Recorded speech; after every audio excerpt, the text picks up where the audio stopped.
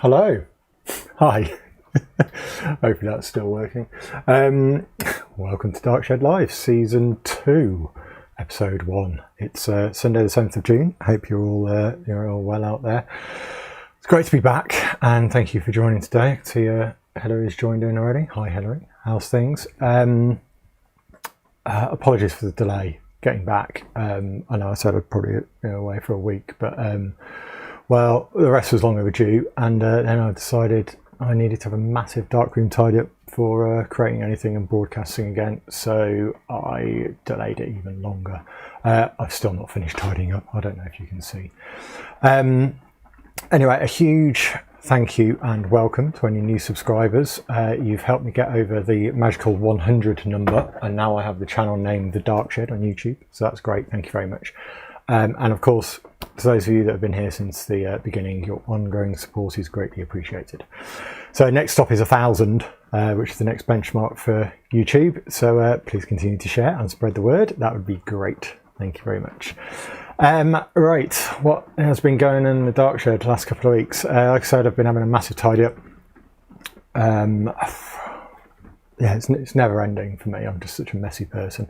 I've replaced all my halogen bulbs, so this super bright one I've got here, and even my safe light bulbs. I've replaced them with LED bulbs, which is great because now they run a lot cooler. It was so hot last week. It was like when I had all the lights on, the temperature in here was just ridiculous. So I swapped them out, and it's fantastic. It's made such a massive difference, which is nice, but it's cooled down a bit now, so I'm actually having to try and keep warm rather than trying to keep cool. What else have I done? I've got myself a little filter, which is a red filter that can go over my screen when I'm doing printing and stuff, so I can actually keep the screen on, which I think is quite cool. And I can check for messages and all that sort of comments and stuff while I'm printing. What else have I been doing? I've been working on a project that was printing onto photographic paper from an LCD projector. That was quite good fun, and if you follow me on Instagram, you may have seen a sneak peek of those in my story. Let's just have a quick squiz. Make sure everything's running. That's all good. So what else have I been doing? A couple of weeks ago, I was roped into participating in a groceries challenge on the Sunny16 podcast. I think it's episode 204, I want to say. If you haven't heard it, please go check it out. It's quite amusing. It's Graham, Rachel, Claire, and myself. Graham set a challenge on the theme of groceries, and we kind of all just connected on Skype, recorded the first start of the show, and then we all went off for an hour and did our own thing on that theme. So it's really interesting seeing how everybody approached it differently and their kind of state of mind while they were doing it, and what the end results were. Let me just show you, just bring this up. So these are some of the images that I got. Actually, before I do that, I'll just do a little talk about what I did. I decided to have groceries in a bag with the bottom ripped out of the bag, and I wanted to capture the groceries falling through the air. And my initial thought was I'd put them all in the bag, rip the bottom, and take a photo. Immediately I thought that is not going to work, so I need to be able to repeat the process over and over again. So I set up a system where I was able to kind of fake the groceries being in the bag on a board, which I then held in the bag and moved the board away and took a photo as soon as that happened. I've actually got a little video here of that happening, so I'll just run that now. So that's the board with the groceries in the bag with the bottom ripped off, black backdrop and camera set up, and there we go. That was the first attempt. I had a couple of flashes set up as well that were triggering on that. And then so that was the one I did in the hour allotted. And then afterwards I thought, well, I can chuck the camera on continuous mode and do a load of sequential shots like that. and hopefully one of them would be good. Now, as it transpired, my timings for when I just did the one-off shot weren't that bad, and actually, like, I think that was the first one I did. I had 3 frames that I managed to get out in the hour. First one was just a bag, second one was black because the flashes didn't fire, and then the last one I actually managed to time it quite well. And then so after I'd gone through a whole roll, I had probably 4 or 5 shots, I think, that were usable, and I have just done a contact sheet of them all, which is here. Hopefully you can see this. I'm going the right way with that. There we go. So as you can see, most of the frames are complete and utter duff. The only ones where I actually caught it were there. What's that? 3, 4, kind of. So it was a bit hit and miss with the timing, which I expected. To be honest, it wasn't something that I knew I'd get 36 perfect frames out of.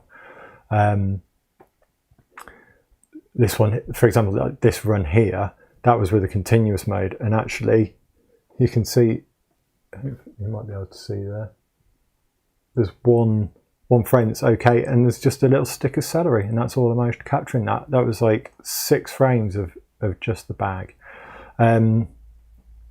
Oh no, that must be running that way, isn't it? Yeah. So in some respects, the continuous mode didn't overly help with that, and my timings were a little better by just doing it manually. But it's great fun. It's really good fun. And I've set that as the start of the cheap shots challenge as well. So I think you've got to the end of June to do something on the theme of groceries using a cheap camera. Apparently I've got to do that as well.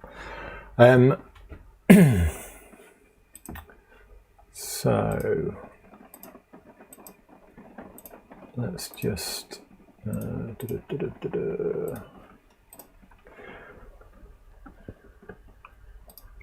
So yeah, what I thought I'd do today was I'm just going to pick one of those now. Shouldn't be too hard. There's only like 2 or 3 that are any cop, and I wanted to try a technique where, like, painting the developer on rather than putting it straight into a bath. I'll start setting up actually while we're chatting about it. I'll put everything right. Well, instead of putting the what was I saying? Instead of putting the whole sheet into the developer, just selectively painting it on. Now, my initial thought is it's just going to be too runny, and it's just going to kind of spread all over the surface. And what I really want to aim for is kind of like almost brush strokes, or at least marks from the implement that I'm using. Put the developer on, but I'll give it a go to start with, and we'll just go from there. Really, if you've ever tried anything like that, please do let me know and see how it works. So let's pick one of these. I can't remember which one I wanted to print. I think it was this one.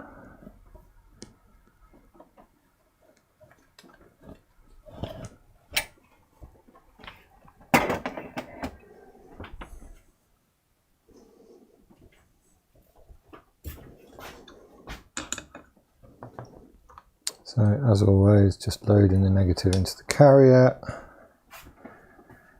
Make sure it's aligned.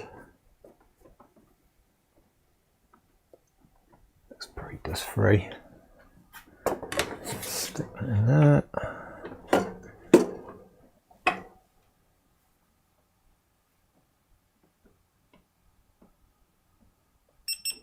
Turn that camera on. And probably do 8x10. So for simplicity, and we'll just use this 8x10 frame. Let's put it on the enlarger.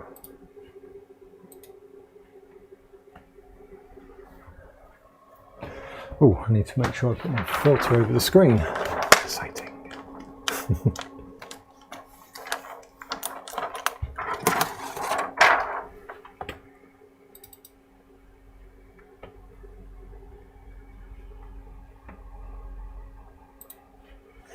Right, so let's go turn all the lights off.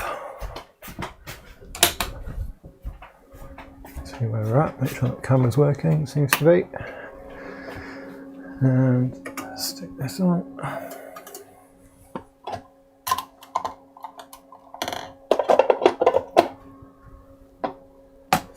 There we go. Right, that one's looking pretty nice.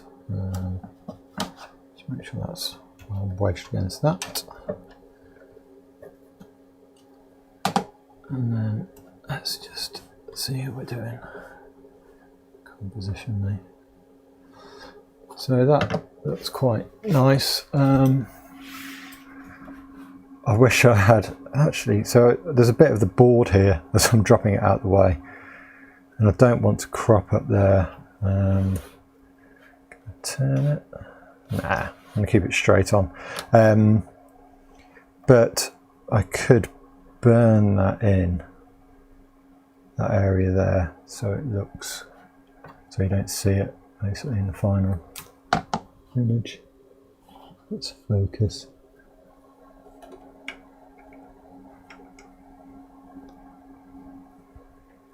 Oh, I'm buying the camera.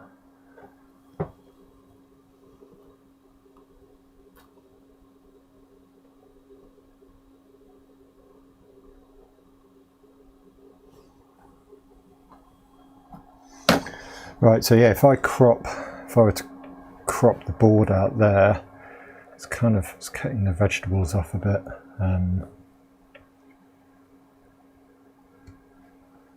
Just here, not too bad, but it'd be nice to have a bit of kind of breathing room underneath those. But if I'm painting it on, I suppose I could. No, I'm gonna have to. I could just not paint any in this area, couldn't I? I'll print it like that and see what happens. Right, let's set the aperture on here. And I'm going to go with it's quite a contrasty image. So I'm going to go with a low contrast and then just make sure that that is black.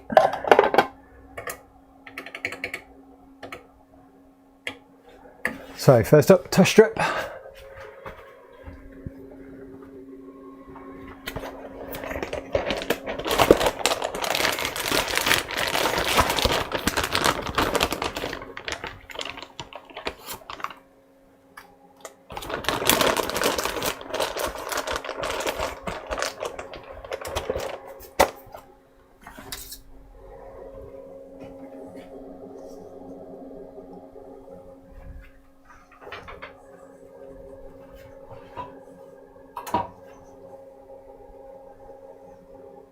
Oh, my beeper's stopped working on my timer. I must have pressed something by accident.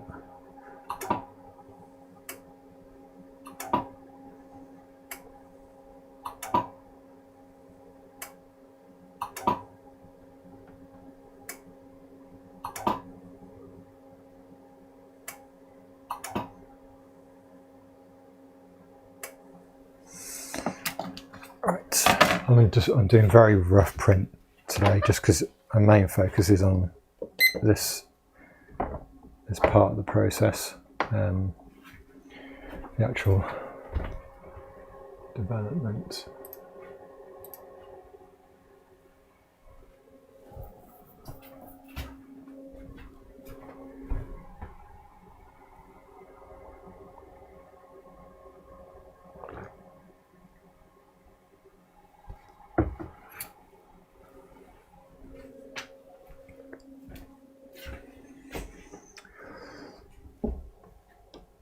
What's going on there?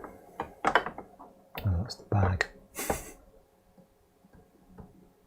nowhere near dark enough, is it? There's nothing in those highlights. Right, let's open up the aperture.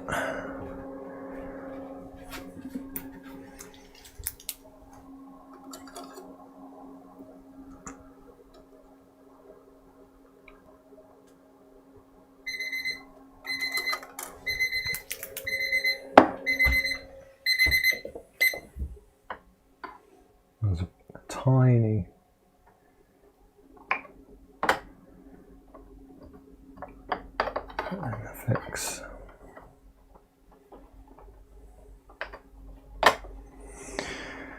Yeah, so what did everybody else do for the challenge? Rachel did some lovely Instax photos of jars with seeds in. Claire did some instant photos as well. She set up a scene with a character. She did a great photo of a fridge, like with the fridge door open, put lights in the fridge. And Graham did some large format still life with some expired film. But I say, like, if you set yourself a challenge to actually produce something in an hour, the time disappears so quickly. Oh, quick squeeze at that. Yeah, needs more.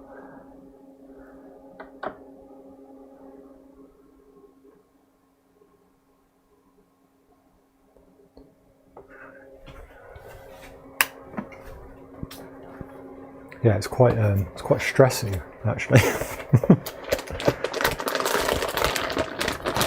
It's all kind of self-imposed, isn't it? But it certainly gets kind of creative juices going. It makes you think very quickly about how to get solutions, and there's not much time to experiment.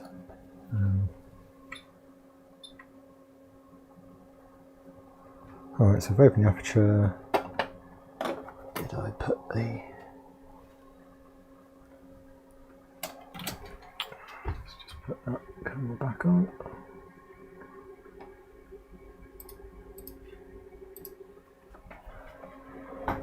So I've just opened the aperture one stop. Trying to make sure that I actually put the right contrast filter on.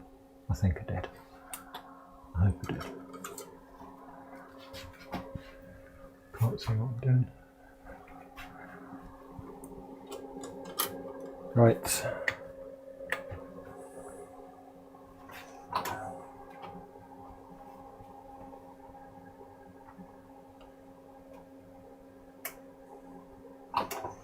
I haven't actually done a fogging test with my new lighting setup and the screen filter yet, which is probably something I should do.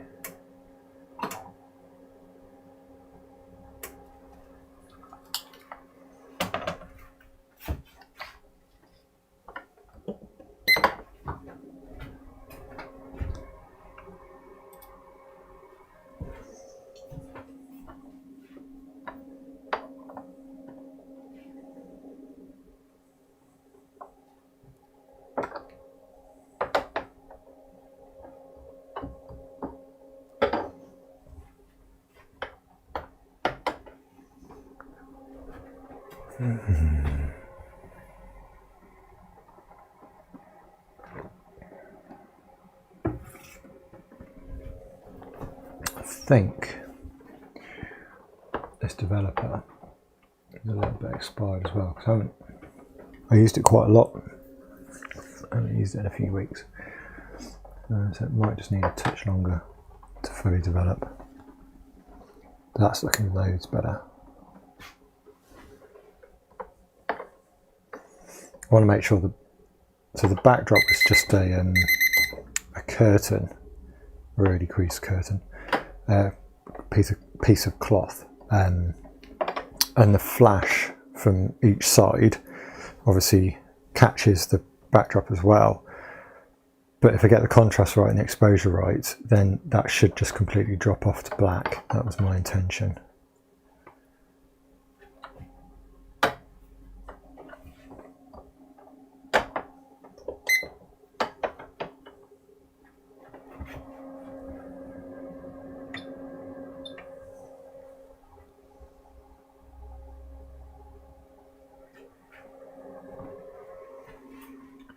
Right, let's have a look at this. So in 30 seconds, I've got my fixer in there is 1+9 at the moment, so it's actually 60 seconds fix. I'll do for test. Okay, that's looking really good. 1, 2, 3, for, I can still see some detail in the background there, so probably around there, but with a higher contrast maybe would do it. So that's 4. Let's do that.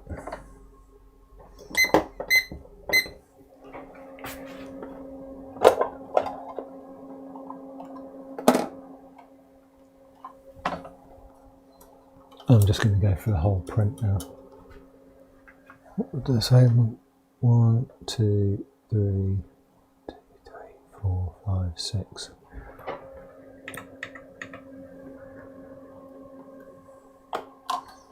And then increase the contrast. Just increase it by half a grade.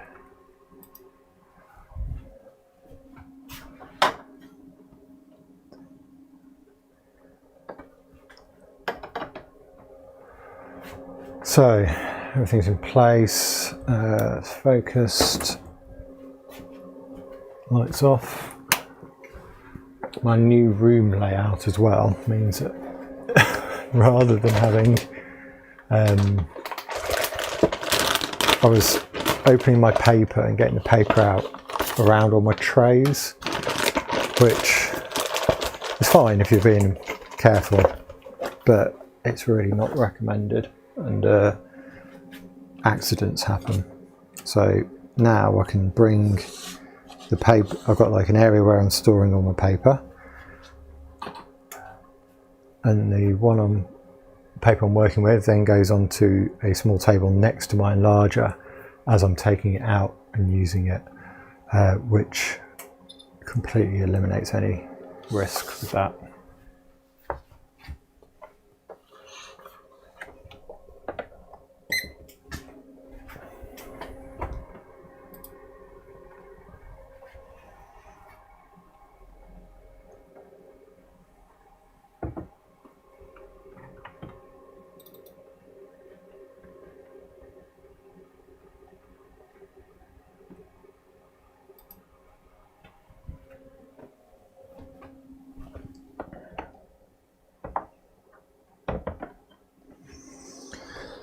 Right, this is the Ilford MG5 resin coated.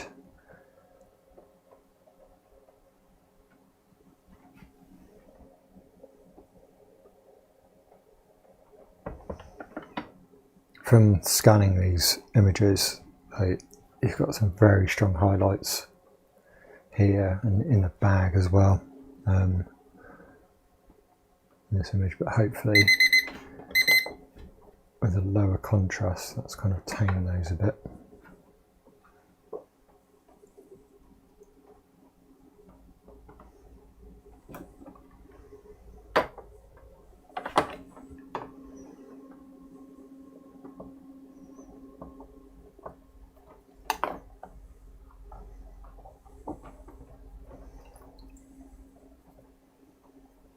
So that's looking good.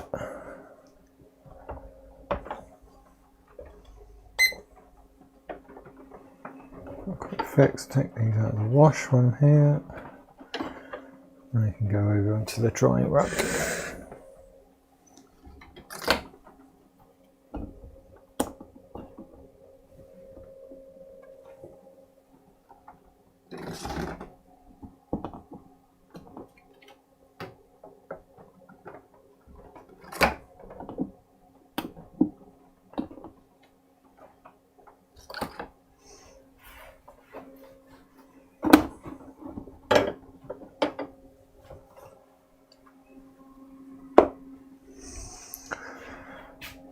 I've actually got a place to kind of keep scissors and knives and pens and stuff, which I don't normally do. It's quite nice though, as long as I remember to put them back there. Right, that's not quite dark enough in the background, but that's okay.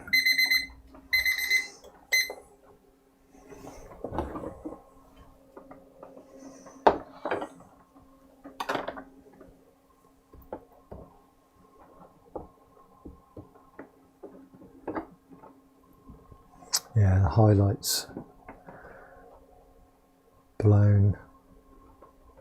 the pak choi. It's a common problem.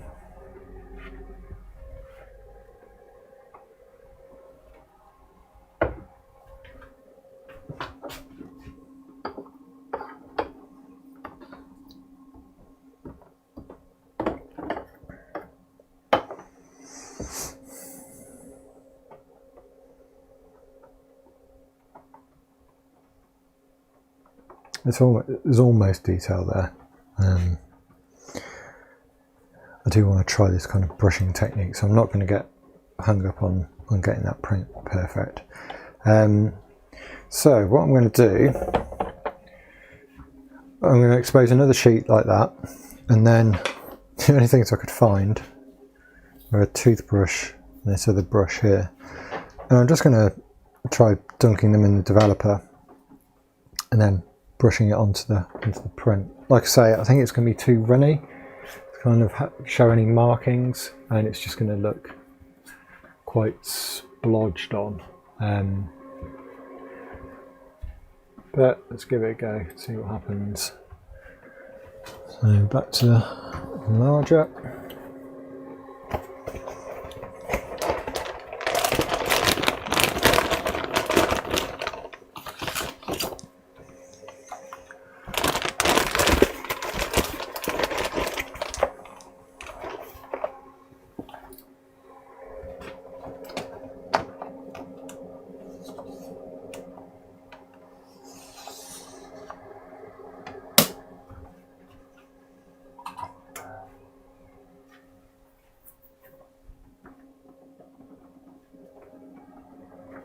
So I could reduce the contrast, increase the exposure time.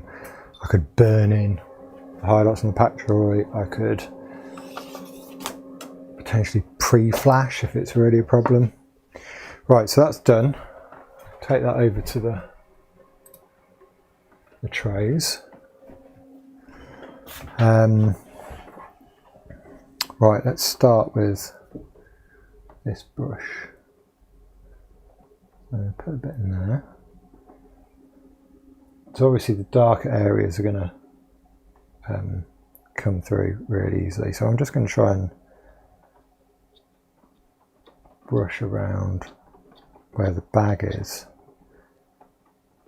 Don't put too much on.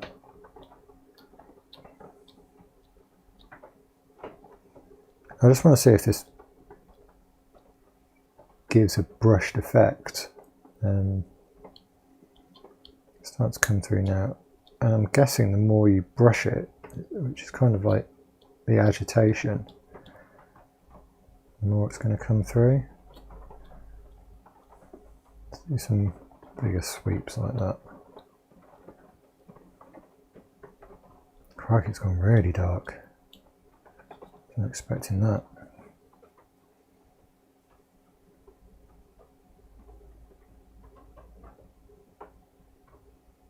Let's just try do two really light sweeps down the edge with that. Let's try the toothbrush on the. Oh, I've got it upside down. Haha! See, I thought that was the bag end. Of course, it's not.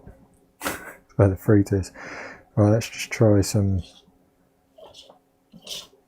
scraping with a toothbrush. I don't think there's anything on this toothbrush before. I think I've used its clean bottles previously.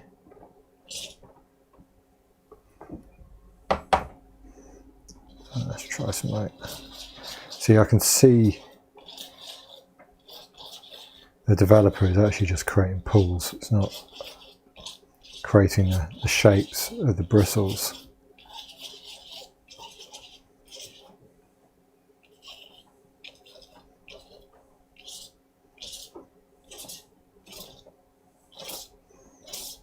So I need to, what I think I need to do is somehow thicken the developer. So if you've got any thoughts on that, or if you've ever tried it, please do let me know.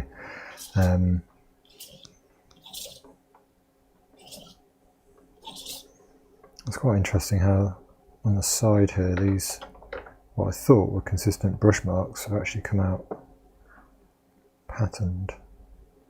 Let's just try and do a thicker brush down there, see what happens.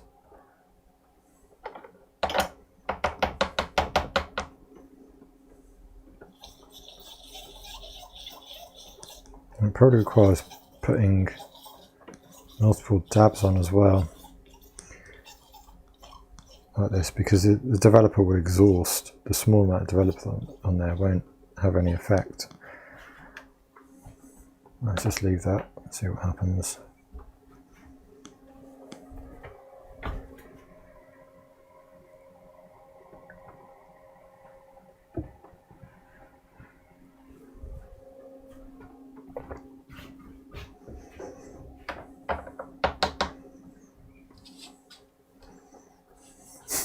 I'm tempted to add more and just play with it, but it's a delayed response, isn't it? This is really interesting on this side though, because with this brush I would have thought it would have been a very even spread, but it's not. It's very much like bubbles appeared. Let's just try. I'm going to try and just do half of it like that.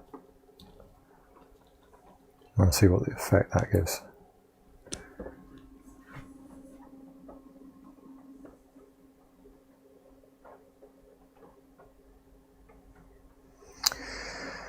So how do I thicken? So even when I use the brush here and I wanted the brush marks, it goes, it's very liquid, isn't it? So I could I use corn flour maybe in the kitchen. That's what I use to thicken my gravy. I've got something called xanthan gum as well, which is like a non-gluten thickening agent that could be used. It's used in jams. And syrups, so I could try that. And I think I've got something called gum arabic that I can try as well. It's quite interesting though.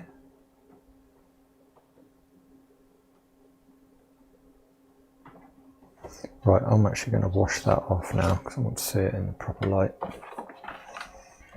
So, quick stop. As always, it's just water for me.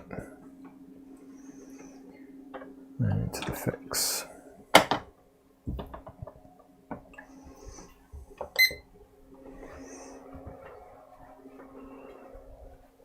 Probably a balance between kind of, you've got to take your time over it, but then if you leave parts for too long, they will overdevelop, and even your highlights will start to develop. It's messy, which isn't my usual style, but I like it.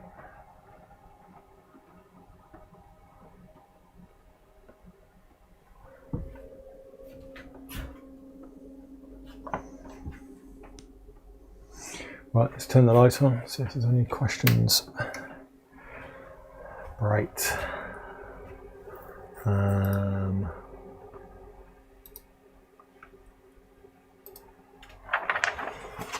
Right, what do you think of that? Filter off.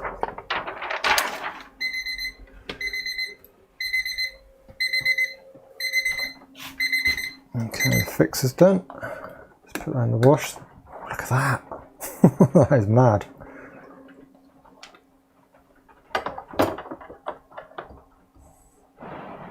I'll bring that up on the print thing in a second. Just get that little. That's nice. That is nice. Right, what comments have we got? Gemma saying, "Oh yeah, Hillary. That's so cool. It looks like a magic painting book." Yes, it does. Crikey, I haven't thought about those in years. Gemma saying, "Really interesting technique." Yeah, it is. It's like, no, I've never tried that before. It's quite cool. Like in my head, I imagined doing like painting it on would give brush strokes, but it's not going to, is it? It's going to go to liquid. It's going to be very liquid. So I do want to try and thicken it.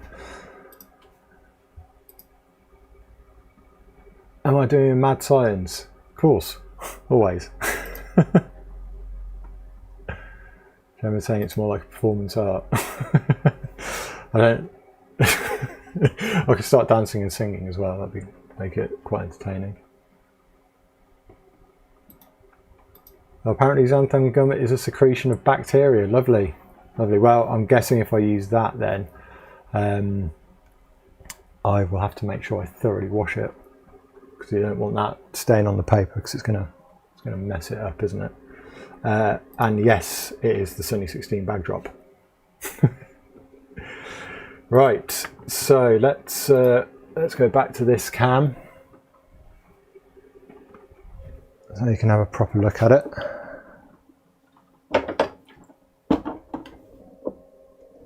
Now, unfortunately, I'm going to have to. I'm not going to be able to go straight into thickening this, or working out how to thicken it at the moment, because I need to obviously go to the kitchen and work out how I'm going to do that. But let's just drain that off. Hopefully, you can see these if I hold them up. So that's the original print there, and then here's the painted stuff. This area here is where I just used the toothbrush and kind of scrubbed around in a circle. It looks like it hasn't developed as much. Oh, it's dripping. So there must have been less developer on that. This is where I originally started with the paintbrush, and there's kind of brush marks out to the edges. That's quite nice. And then down the edge was where I kind of layered big brush strokes. And yeah, that's not as solid as I thought. I thought that would just go, that would completely develop down there, but it doesn't at all. And this is where I just messed around. Actually, I've painted this whole side, so you must have to put it in, soak your brush in the developer, and then keep re-putting it in the developer, because it must come off and get used up. I can't think of the right word. As you're doing it, but it's very organic look. Yeah, and for the right images, actually, there's other ones I've seen where people flick. Shall I have a quick go at that? Yeah, let's do it. Right, so back to the enlarger. All right, just dry my hands as well, because they're all wet now. Yeah, so flicking the paint on. It's going to get messy, isn't it? Just remember to put the filter back on the screen. Fog all my paper.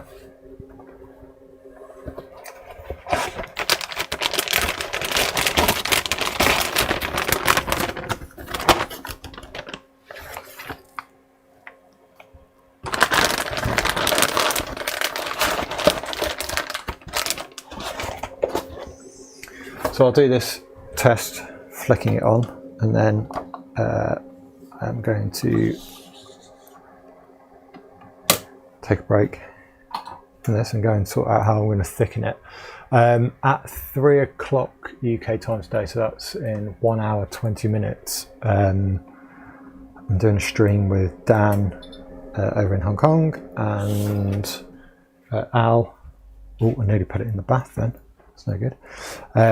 And Al in Cambridge again. We're doing a darkroom chat live. I see. I can't remember which round I had the paper again. That's something, isn't it? Like when you take it from the enlarger to here to work on, you've got to remember which way you're orientated. So I think that's the bottom. But I want to splash it that way anyway. Sorry, yeah, I'm doing a darkroom chat live with Al and Dan, and I'll carry on working on this then. I don't know what those guys are working on today, but I'm sure it'll be entertaining. If you're in your dark rooms today, please drop us a DM and you can Skype in. Right, are you ready for this? Problem is, I don't really know where I'm splatting a developer as well. Probably should wear a lab coat.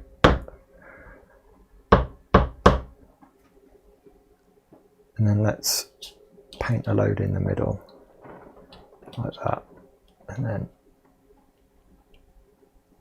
flick it around. Yeah, drop us a DM on Twitter at thedarkshed, now or anytime, and yeah, come and join us. It's great fun. It's like a community darkroom, but virtually.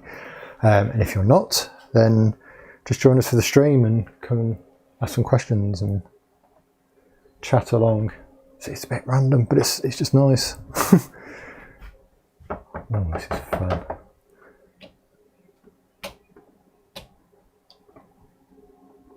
of want the bag to show fully in this.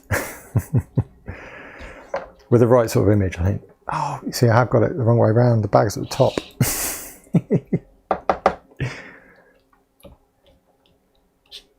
Remember that for next time.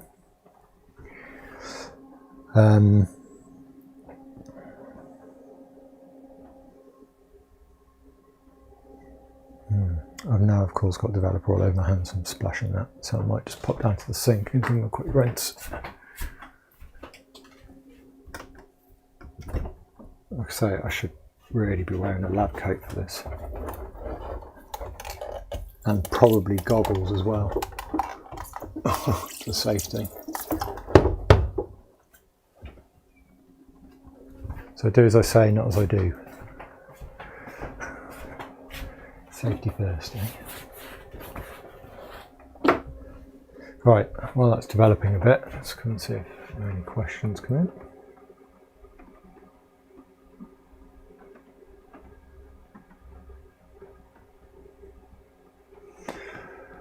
So Gemma's saying,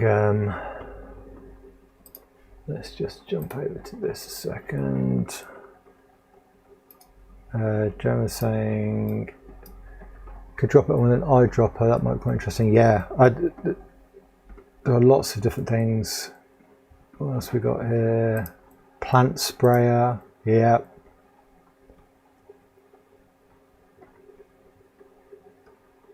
And some questions about easels come in. So I'll go through that in a minute when I've got the lights back on. What easels I use. But yeah, I think for this, just make sure I've got the right camera. The implement that you use to put the chemical on is obviously going to have a huge effect on the end result. It's kind of like painting, isn't it? You know, the tool affects the texture and the patterns created. But that looks pretty smart.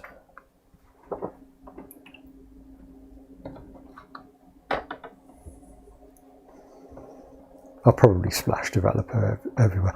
I suppose the good thing is if that's developer and it's gone in the fix, that's okay. But ideally, I guess I could do with one of these whole trays just to do the splashing part in. Forgot to put a timer on for that. While that's fixing, let's jump over to the enlarger then and show you what easels I've got. Right, so the questions, even borders. It's totally down to the easel. So this, I can still can tell I've got developer on my fingers, and I really don't want to get it on this easel. So this is, I think it's Patterson is the make, and basically there's a little edge around it. You lift this flap up, paper slides under these edges, which is what produces your border, and then when you fold that down, that edge there is exactly the same as all the others. Holds the paper flat, gives you a nice even border. The easel that I've got below is my favourite easel. It took me a good couple of years to find this on eBay for a decent price, and it's a 4-blade, I can't remember the name, Photo Beard UK easel, and you can set any size you like with this. I think the maximum size it goes up to is like, so 16 by 20 I can fit in that. I have got a larger easel, but it's not as nice as this one. But yeah, you can set any aspect ratio you want, any border size with this, and it's absolutely perfect. So yeah, easels make a huge difference to how you print,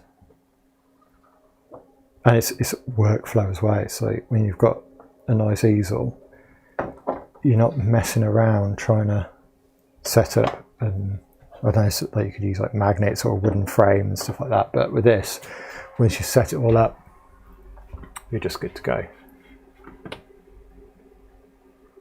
So let's go back to trays.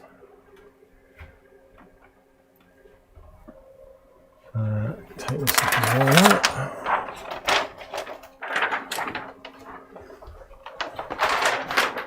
Drop that everywhere. Put this one on to dry. Put these next to each other.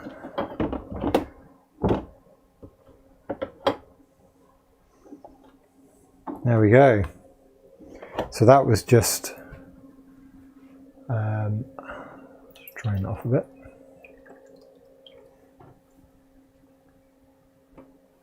That's the one where I did all the experimental drawing, and this one I kind of painted at the top and at the bottom and then just splashed with the brush to the sides. And that is a lot of fun. And I think with a if you've got a complementary image and you're kind of splattering with in line with the image as well, it could work really well.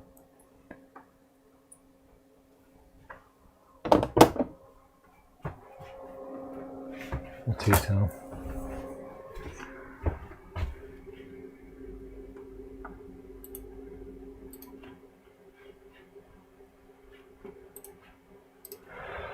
Right then, so there we go.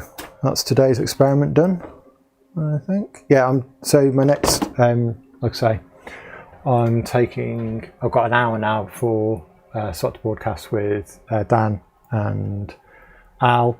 I'm going to try and find a way of thickening that off before I come back to it. Right, so if you'd like to join in that, please get in touch via Twitter. My handle is thedarkshed on Twitter, Instagram, and now YouTube. Or just join along and come and ask some questions. I'm sure there'll be loads of interesting stuff going on. So I'll carry on working on that. Other than that, I will be bringing DarkshedLIVE back probably one evening this week or next weekend. Keep an eye on my social media channels to find out when that's going to be. So I really want to kind of have a fixed time for it every week, so there's consistency there. But at the moment, timing's just all over the place for me when I'm kind of free and available. So I'm kind of having to just plan it 2 or 3 days in advance. So yeah, keep your eye out for when I'm broadcasting next. Thank you so much for joining today, and yeah, I look forward to seeing you all soon. Take care. Bye.